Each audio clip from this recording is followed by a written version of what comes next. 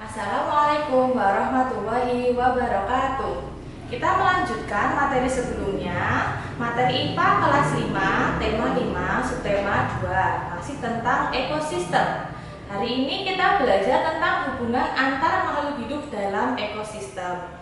Nah, di ekosistem itu ada hubungan yang namanya rantai makanan. Nah, rantai makanan ini adalah hubungan makan dan dimakan antar makhluk hidup dalam satu ekosistem. Di rantai makanan ini ada 3 komponen utama, yaitu ada produsen, ada konsumen, dan ada pengurai. Di sini ada gambar bagan, ini adalah bagan rantai makanan. Produsen kemudian menyambung ke konsumen 1, ke konsumen 2, ke pengurai, kemudian kembali lagi ke produsen.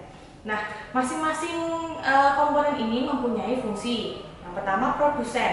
Nah, semua tumbuhan hijau adalah produsen dalam sebuah ekosistem. Produsen artinya penghasil, yaitu menghasilkan bahan-bahan organik bagi makhluk hidup lainnya. Contoh produsen adalah padi, ubi, sagu, tomat, dan tanaman-tanaman yang lain. Selanjutnya, komponennya ada konsumen. Konsumen adalah pemakai bahan organik yang dihasilkan oleh produsen. Di konsumen ini bisa terjadi konsumen 1, ada konsumen 2, bisa jadi konsumen 3, dan seterusnya. Banyak dan sedikitnya konsumen tergantung dari jumlah makhluk hidup yang ada di ekosistem tersebut. Jika makhluk hidupnya banyak, maka konsumennya bisa sampai 2, 3, 4, 5, dan seterusnya. Nah, konsumen 1 itu adalah makhluk hidup yang memperoleh energi langsung dari produsen. Jadi, sebagian besar konsumen 1 biasanya adalah herbivora karena dia memakan tumbuhan sebagai produsen.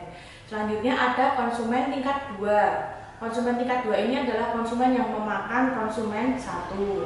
Kemudian ada konsumen tingkat 3. Konsumen tingkat 3 adalah konsumen yang memakan konsumen 2. Begitu seterusnya sampai nanti ada yang namanya konsumen puncak. Konsumen puncak adalah makhluk hidup yang sudah tidak akan dimakan oleh makhluk hidup lain. Nah, nanti ketika dia mati, kemudian dia akan diuraikan oleh pengurai. Nah, pengurai ini adalah makhluk hidup yang menguraikan zat-zat yang semula terdapat dalam tubuh makhluk hidup yang telah mati. Pengurai membantu proses penyuburan tanah, misalnya bakteri dan jamur. Di sini ada contoh rantai makanan.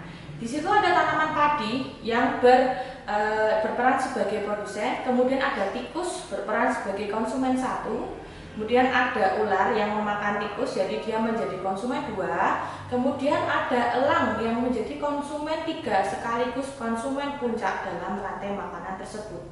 Nah, ketika elangnya mati, tubuh elang itu akan diuraikan oleh dekomposer atau pengurai, oleh bakteri atau jamur. Hasil penguraiannya akan digunakan untuk menyuburkan tanah yang nantinya digunakan untuk sumber makanan tanaman padi. Jadi alurnya akan terus berlanjut dan rantai makanan itu akan terjadi lagi. Nah, selain di darat, rantai makanan juga dapat terjadi di air. Di sini ada contoh rantai makanan yang ada di laut. Yang berperan sebagai produsen adalah fitoplankton. Fitoplankton itu plankton yang berasal dari jenis tumbuhan. Kemudian konsumen satunya adalah zooplankton. Zooplankton adalah plankton yang berasal dari jenis hewan. Selanjutnya, plankton tadi dimakan oleh ikan-ikan kecil sebagai konsumen 2. Lanjut ada ikan-ikan sedang yang memakan ikan-ikan kecil, dan ikan besar menjadi konsumen terakhir atau konsumen puncak dalam rantai makanan tersebut.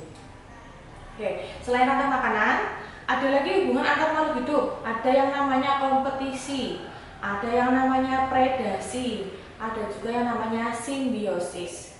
Kompetisi adalah persaingan antar 2 jenis makhluk hidup untuk mendapatkan sumber daya alam yang sama. Misalnya sama-sama hewan yang memakan daging, mereka akan saling berkompetisi supaya bisa mendapatkan makanan tersebut.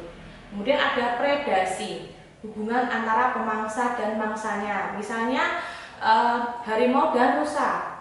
Harimau sebagai pemangsa dan rusa sebagai mangsanya. Selanjutnya ada simbiosis, yaitu hubungan yang terjadi antar 2 makhluk hidup yang berinteraksi dalam jangka panjang. Kita akan membahas lebih lanjut tentang simbiosis ini. Simbiosis ada 4 macam. Ada simbiosis mutualisme, simbiosis parasitisme, simbiosis komensalisme, dan simbiosis amensalisme. Yang pertama, simbiosis mutualisme, yaitu hubungan antara 2 makhluk hidup yang saling menguntungkan. Contoh yang pertama di sini ada gambar kerbau dan burung jalak. Kerbau dan burung jalak saling menguntungkan karena kerbau diuntungkan karena dibersihkan oleh burung-burung jalak dari kutu, sedangkan burung jalak tadi mendapatkan makanan dari tubuh kerbau. Contoh lain dari mutualisme adalah lebah dan bunga, kemudian ada kupu-kupu dan bunga, dan lain-lain. Selanjutnya ada simbiosis parasitisme, yaitu hubungan antara dua makhluk hidup di mana satu makhluk hidupnya untung dan satu makhluk hidup yang lainnya dirugikan. Contoh yang pertama di sini ada nyamuk dan manusia. Di simbiosis ini nyamuk adalah pihak yang untung, kemudian manusia dirugikan. Contoh yang selanjutnya ada bunga Rafflesia arnoldi dan tanaman inangnya, dan pohon benalu dan tanaman inangnya. Tanaman inang adalah tanaman yang ditempeli oleh tumbuhan-tumbuhan tersebut.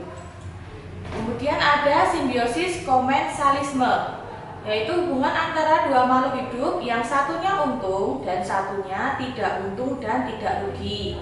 Contohnya adalah pohon sirih dan tanaman inangnya. Pohon sirih ini akan menempel ke tanaman inang dan mendapatkan tempat untuk hidup, tapi tanaman yang ditempeli tidak akan rugi, tidak akan untung. Ini berbeda dengan parasitisme tadi, dimana kalau parasitisme yang satunya dirugikan, tapi yang komensalisme tidak untung, tidak rugi. Contoh selanjutnya ada ikan hiu dan ikan remora, dan ada tanaman tanduk rusa dan tanaman inangnya. Yang terakhir simbiosis amensalisme. Di sini ada hubungan dua makhluk hidup yang satunya rugi dan satunya tidak untung, tidak rugi. Contohnya adalah brokoli dan kubis. Tanaman brokoli dan kubis tidak akan bisa ditanam dalam tempat yang sama karena brokoli ini mengeluarkan senyawa yang bisa membunuh tanaman kubis. Jadi tanaman kubisnya dirugikan, tapi brokolinya tidak untung dan tidak rugi karena memang secara alami mengeluarkan senyawa yang dapat membunuh tanaman kubis. Contoh yang lain ada pohon pinus dan tanaman di sekitarnya, serta tanaman gulma dan tanaman padi. Oke, terima kasih untuk materi hari ini. Semoga bermanfaat. Kita ketemu lagi di materi selanjutnya. Wassalamualaikum warahmatullahi wabarakatuh.